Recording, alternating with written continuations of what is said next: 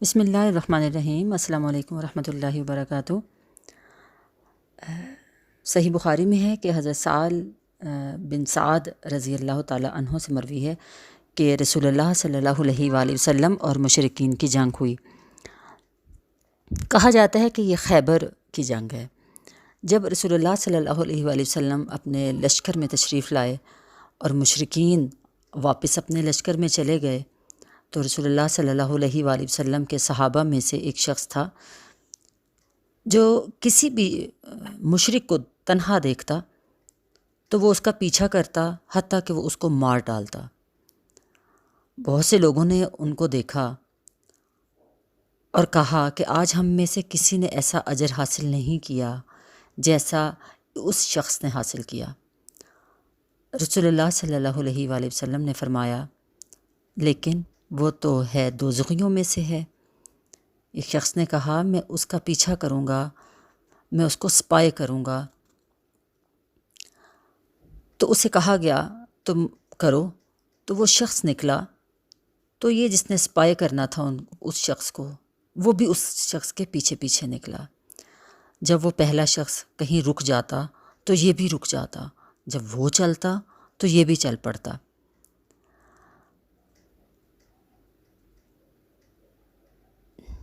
پھر فرمایا اس شخص نے دیکھا کہ اس کی ایک جگہ سخت شدید لڑائی ہوئی۔ اس لڑائی میں اس شخص کو بہت زیادہ زخم لگے، اتنے زخم لگے کہ اس زخم کو سہ نہ سکا اور اس نے موت کی جلدی کی۔ اس شخص نے اپنی تلوار زمین میں گاڑی اور اس کی نوک اپنے سینے پر رکھی، پھر اپنی تلوار پر اتنے زور دیا کہ اپنے آپ کو قتل کر ڈالا اور تلوار اس کے جسم کے آر پار ہو گئی۔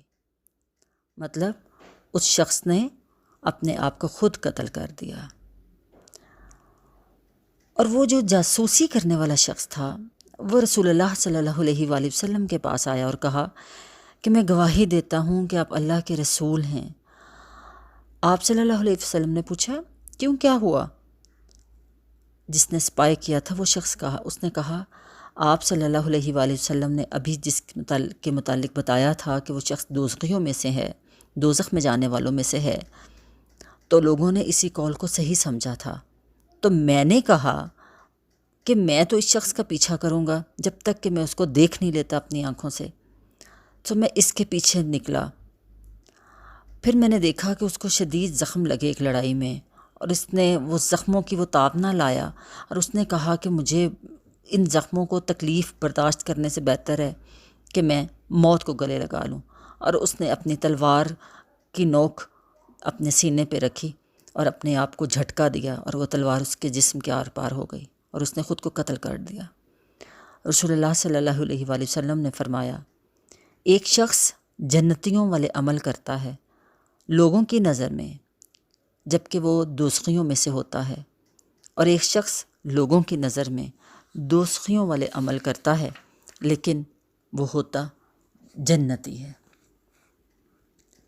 یہ حدیث آپ کو سنانے کا مقصد یہ تھا کہ زندگی میں جتنی بھی تکلیفیں آئیں، پریشانیاں آئیں، آخر تو وہ سب اللہ کی طرف سے ہیں نا۔ اگر ہمیں ایمان ہے بالغیب پر، ایمان ہے اللہ پر، ایمان ہے تقدیر پر کہ جو کچھ ہونا ہے وہ اللہ کی طرف سے ہونا ہے، تو اس کو برداشت کریں، اس پر صبر کریں، کیونکہ صبر کرنے والوں کے ساتھ اللہ ہے۔ اور جو لوگ صبر نہیں کر پاتے ہیں، تکلیفوں کو برداشت کرنے کا حوصلہ نہیں رکھ پاتے ہیں، اور خدا نخواستہ وہ خودکشی کی، سوسائڈ کی کوشش کرتے ہیں، تو یاد رکھیں کہ زندگی بھر کے عمل ضائع ہو جاتے ہیں، دوزخ میں جانے والے ہیں، کیونکہ یہ زندگی اللہ تعالیٰ کی امانت ہے ہمارے پاس۔ جب اس نے بلانا ہے تو اس نے بلانا ہے، اسی نے موت دینی ہے۔ ہم کون ہوتے ہوئے ہیں اس زندگی کو موت دینے والے؟ ہم کون ہوتے ہیں؟ تو اپنے آپ کو موت سے بچانا بھی ایک عمل ہے۔ ان چیزوں سے جو اللہ تعالیٰ نے آزمائشوں سے ہمیں گزارا، اس پہ گزرتے رہیں، اور اللہ تعالیٰ کی طرف سے اس پر نیکی کا یقین بھی رکھیں، اس کے اجر کا یقین بھی رکھیں، لیکن اپنی جان کو اپنے ہاتھوں ختم کرنا گناہ ہے، یہ دوزخ میں جانے والا عمل ہے۔ اللہ تعالی ہمیں ایمان کی، دین کی چھوٹی چھوٹی باتوں کو سمجھنے کی اور عمل کرنے کی توفیق عطا فرمائے۔ آمین یا رب العالمین۔ جزاکم اللہ خیر۔